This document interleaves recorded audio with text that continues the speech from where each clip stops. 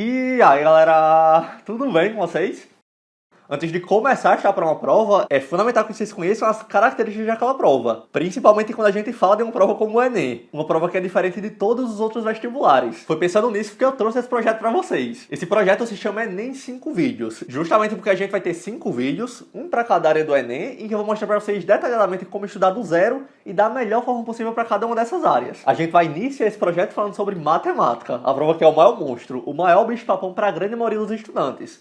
Mas, ao mesmo tempo, essa é a prova, dentre aquelas provas objetivas, que pode dar pra gente a maior pontuação de todas. Tirar uma nota boa em matemática pode ser a diferença entre conseguir ser aprovado ou acabar não conseguindo. Por isso é fundamental saber como trabalhar com essa prova e garantir um número bacana de questões. E esse é o objetivo desse vídeo. Para fazer esse vídeo da melhor forma possível, eu chamei um grande amigo meu, Flávio de Falcão. Flávio é um cara excepcional. Ele é formado em Engenharia Civil pela USP, também tem um canal aqui no YouTube e tem um histórico impressionante com a prova do Enem, de mais de 40 questões em todas as provas. Eu realmente considero ele um especialista quando se fala de Enem, então não tem pessoa no mundo melhor para estar aqui comigo, senão ele. Então, Flávio, chega pra cá. Fala, Felipe, meu amigo. Primeiramente, muito obrigado pela oportunidade de estar falando aqui contigo. Fico super lisonjeado de você ter me convidado para participar desse projeto, que eu considero super bacana, de poder realmente desmistificar um pouco o Enem para as pessoas que estão prestando essa prova, que hoje é uma das provas mais importantes, se não a mais importante do Brasil. Primeiramente, então, me apresentando um pouco para o pessoal, né? Eu sou o Flávio, eu tenho hoje 26 anos e sou formado em Engenharia Civil pela USP. Também faço um mestrado lá na USP em Ciência de Dados e sou o criador do canal Flávio de Falcão. Esse canal, ele começou muito com a ideia de eu poder compartilhar algum dos conteúdos que eu aprendi durante mais de 8 anos aí de experiência que eu tive com vestibulares, né? E por conta disso, eu acredito que é um canal que é bastante prático, que traz dicas, traz conselhos, traz realmente métodos de como melhorar o desempenho, não só no Enem, mas em outros vestibulares também. Então, pessoal, apresentações feitas, pegue um papel e uma caneta e vamos embora pro vídeo.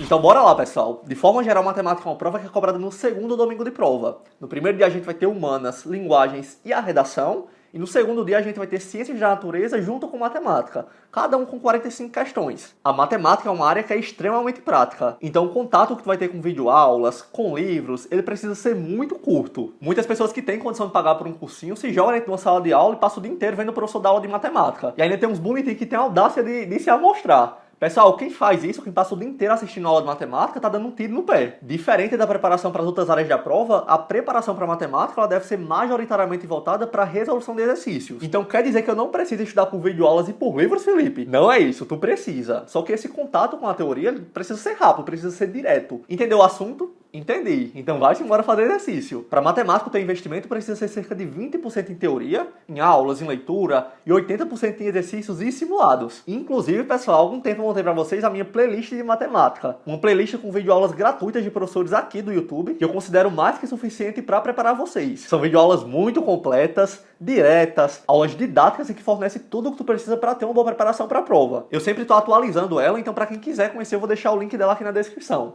Bom, em primeiro lugar, né, é importante deixar bem claro que matemática é uma das matérias mais temidas do Enem e não é à toa. Quando a gente analisa as estatísticas da prova, a gente vê que a média de acertos, ou seja, a maior parte das pessoas que faz a prova, acerta ali entre 9 e 12 questões. Esse é um número bastante baixo, pensando que tem 45 questões, então aí vai beirar entre 20 e 25% de acertos.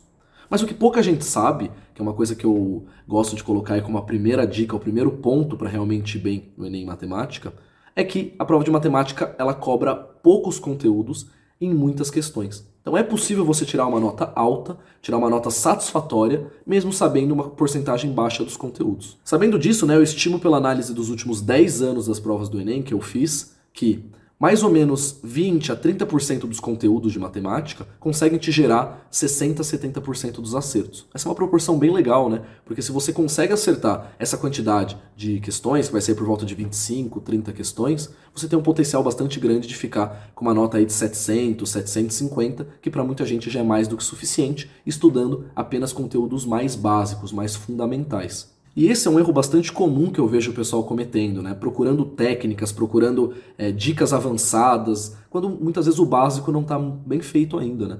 Então a primeira dica que eu dou, o primeiro conselho que eu passo para todos vocês é, independente se você acabou de começar ou se você já tem uma certa base, já está tirando uma nota até que bacana no Enem, garanta que todos os conteúdos fundamentais, todos os conteúdos básicos estejam muito bem calibrados. Você saiba muito bem tanto a parte teórica quanto a parte prática, né? Resolver questões do Enem daqueles assuntos. Alguns exemplos do que compõe a base, né? A gente vai ter a aritmética, que é soma, subtração, multiplicação e divisão, regra de 3, porcentagem, semelhança de triângulos, triângulo retângulo, teorema de Pitágoras, geometria do triângulo, geometria do quadrilátero, exponenciação e radiciação, fatoração, entre muitos outros, aí estatística básica também, entre muitos outros assuntos, né? Pode parecer bastante coisa aqui que eu listei, mas isso não deve dar nem 20% dos conteúdos cobrados teoricamente no Enem, né? Então, se você consegue já dominar esses assuntos que eu comentei, que são os assuntos básicos, você já consegue ter uma nota bastante interessante. E, logicamente, se você dominar esses assuntos mais básicos, você tem a vantagem também que a sua trajetória para conseguir estudar conteúdos mais complexos, né? Conteúdos que dependem desses conteúdos básicos, logicamente vai ficar muito mais fácil, porque você já vai ter pavimentado um caminho muito mais sólido para que você consiga ter um bom resultado em conteúdos mais complexos. Justamente. E quando se fala em matemática, infelizmente não dá para aprender um assunto complexo sem dominar essa base. Tentem ver a matemática como um prédio cheio de andares. Tu precisa manter essa base bem estruturada para conseguir progredir e construir algo também bem estruturado. Por isso eu sempre estou falando para vocês que é imprescindível ter um cronograma de estudos, porque é justamente ele quem vai mostrar esse caminho que a gente precisa percorrer. Para quem não conhece o meu cronograma de estudos, ele faz parte de um projeto pautado em oferecer o melhor cronograma do Brasil pelo menor preço possível. Ele tem um valor simbólico de apenas uma parcela de R$ 29,90 por um ano de acesso, e foi construído pelos melhores estudantes e professores do Brasil. Flávio também participou da atualização desse cronograma, e algo sensacional que a gente fez foi categorizar todos os assuntos de matemática de forma progressiva e por uma taxa de relevância. Então com ele tu sabe exatamente o quão relevante cada assunto é para a prova, e com isso tu consegue direcionar a tua preparação para o que realmente vai te dar resultado. E até puxando o gancho sobre a base, né, eu já trago o ponto número 2, que é entender o modelo de questão do Enem em matemática. É muito diferente você saber a teoria de um conceito, como por exemplo exponenciação, e resolver uma questão do Enem de exponenciação. As questões do Enem elas têm um modelo bastante específico e é importante que você treine esse modelo. Então, não pode ter medo de logo no começo da sua preparação já colocar algumas questões do Enem e até mesmo colocar alguns simulados para que você tenha uma noção um pouco do todo, né? Às vezes só olhar questões específicas não vão te dar aquele olhar abrangente, aquele olhar amplo sobre como a prova do Enem realmente é lá com as suas 45 questões de matemática de diversos assuntos. E aí muita gente me fala, né, que tem medo de resolver provas do Enem logo no começo da preparação porque acham que vão errar muito. Mas para pensar, você prefere errar logo no começo da sua preparação, quando você ainda tem bastante tempo para corrigir o que você errou, ou acabar fazendo provas antigas e simulados quando já estiver lá no fim do ano, lá pertinho da prova do Enem, e ver que não tem mais tempo de corrigir?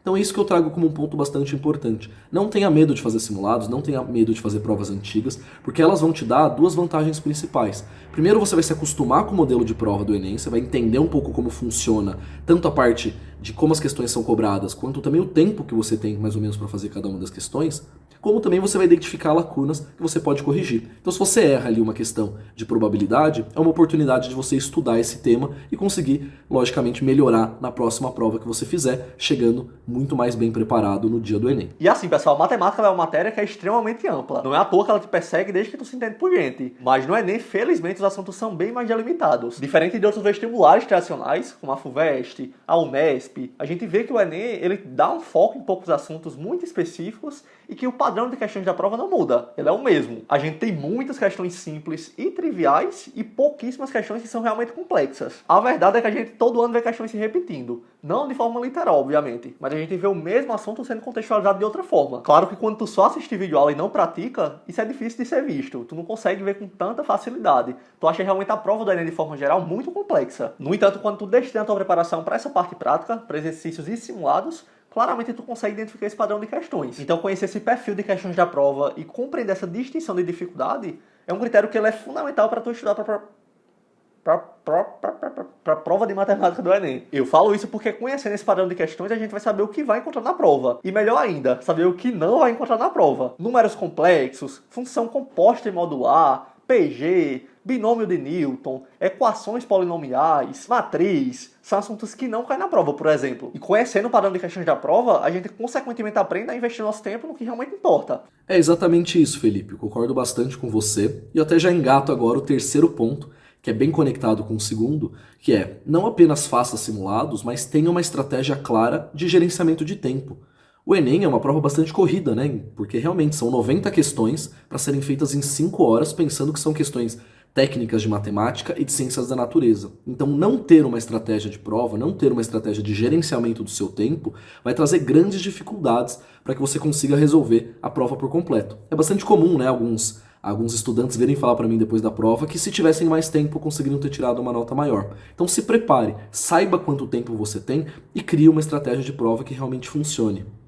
E o que significa essa técnica ser eficiente, né? Essa estratégia de prova ser eficiente e ser inteligente? É que você, num cenário de limitação de tempo, em que você não tem 6, 7, 10 horas para resolver a prova, você otimiza alguns pontos específicos da sua prova, resolvendo questões em alguma ordem específica, pulando algumas questões com algum critério que seja pré-determinado, em que você consiga economizar tempo e, no fim das contas, olhar todas as questões, ou pelo menos todas as questões que importam, né? Todas as questões que você tinha uma grande possibilidade de conseguir resolver. E o que significa isso na prática? Vou trazer um princípio que eu acho que é bastante importante, que quem me segue lá no meu canal já até conhece, né? Que é o princípio de você tem que maximizar o tempo que você utiliza em questões com alta chance de acerto e minimizar o tempo em questões com baixa chance de acerto e questões que sejam difíceis. Então, na prática, isso significa não resolver a prova na ordem, né? Significa você ir selecionando questões que você sabe, pelo histórico de simulados que você fez, pelo histórico de questões que você resolveu, que você tem alta chance de acerto.